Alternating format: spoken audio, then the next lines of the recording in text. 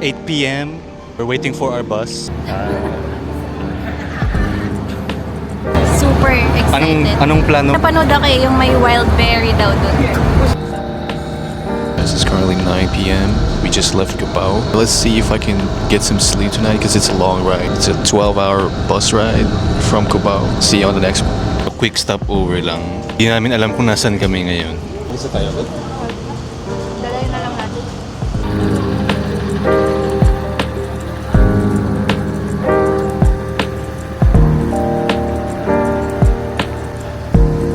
Magi 6:30 na guys. Giniginaw na ako. Nakalimutan ko magdala ng heat tech.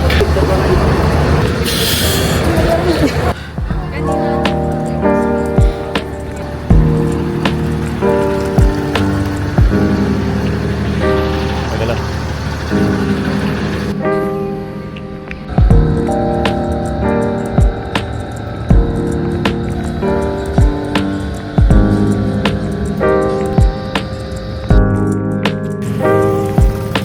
Kapengalo mo natin dito. We're here in Sagada. Medyo giniginaw pa.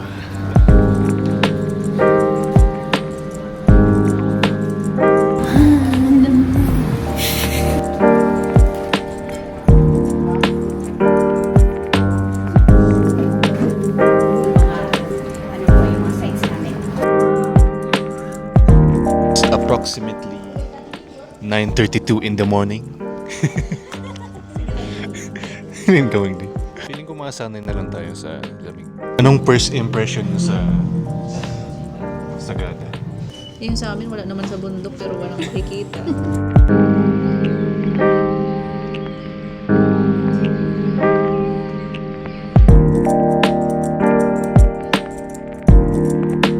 Baka mamaya may makita tayong influencer.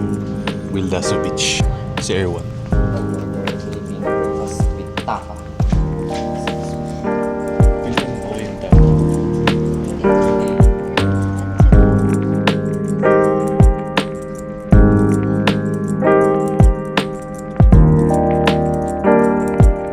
Okay, ano masabi niyo sa first meal dito sa Sagada? Masarap yung fruit, ang fresh ng gulay. Yeah. Out of 10, what would you Solid. what would you rate it? Siguro mga 9, no? 9? Oh, taas ah. 7. Sorry. Akin ako na, ang 8 muna. Kasi 8 muna. first Tapas meal sa'yo naman. din, tapas. 8 muna. Kasi Eight. kape lang meron eh. Hindi ako nag- Yung butas ng ilang. Okay guys, first meal in Sagada. So cute.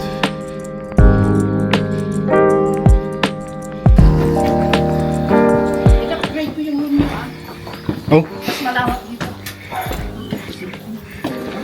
ang cute. Auntie Alma. Lucky no! Ay! Sige, pasok. Thank you po. Okay, lagay ko muna ito kasi bigat. 11:19. Pahinga muna po kami. Ito yung kwarto namin. In-upgrade po siya. Okay din yung view. First impression sa Sagada. Agad kasi walang usok. Madaming ganap, no? Yun yung parang na-excite ako. Ang daming ganap. Parang kulang yung 3 days. Lupit na nagawa nila to sa bundok. Sobrang layo tapos sobrang remote din no area.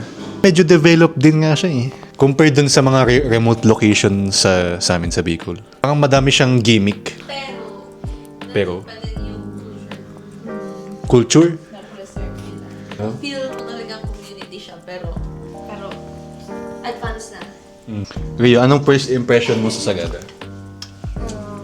Akala ko parang Baguio. Pero sa Baguio ka more on Baguio? city. Oo, city. Sa Baguio kasi parang medyo modernized. Authentic experience in Sagada.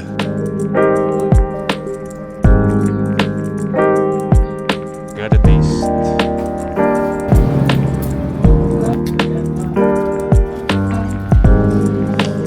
Siguro mga 8. 8. Yung crust ay pero masarap. 8. 7. Mas Hindi, yung kinainan nating breakfast day. Mas na-appreciate ko siya kaysa din. Di ba 8 yun? Ay, di ito, 7. Kulang asin yung Asin. Bigla siyang hangin, tapos biglang matigas. Parang ganun. Gusto ko yung may minumaya pa rin. 8 out of 10.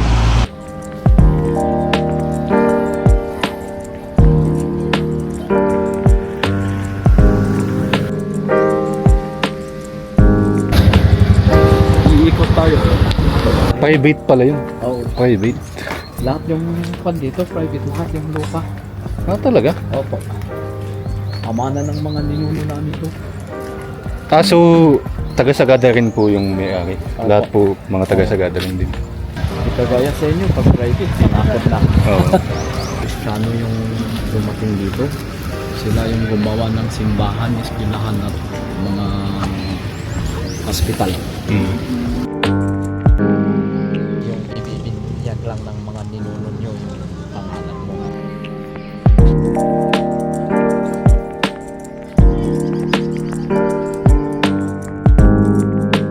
Expected na madalas yung nagdaanan natin.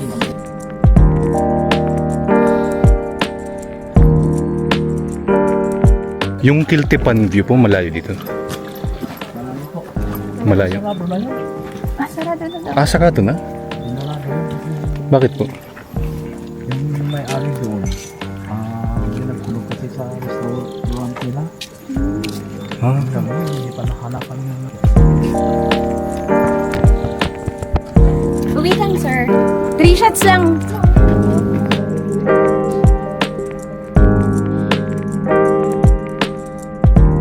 pag nilabas sa kanyang bahay, bayanihan na pasa-pasa.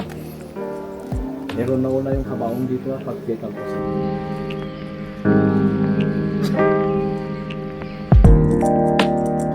we just saw the Bureau Caves. We're here to see the hanging coffins in Sagada. So we're almost there. It's about like a couple of steps. We're almost there.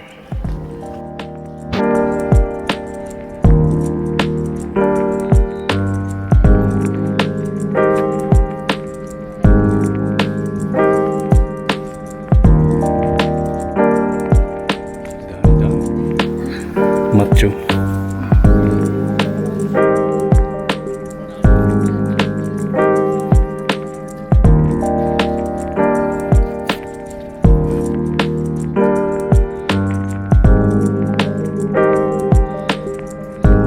Sa treehouse.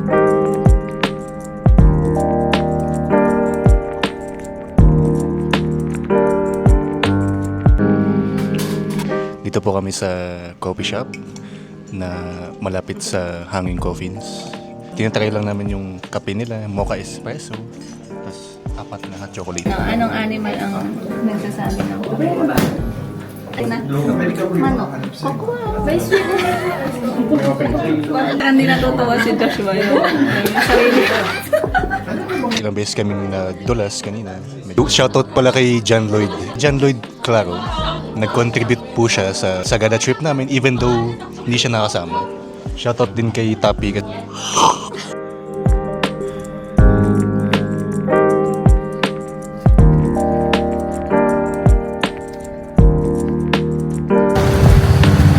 What's up?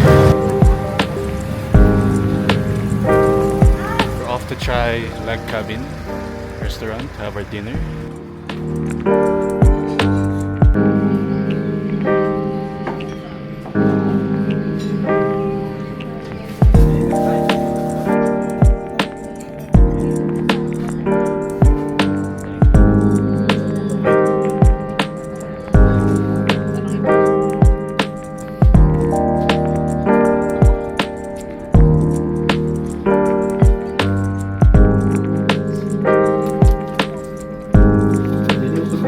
One shot lang eh.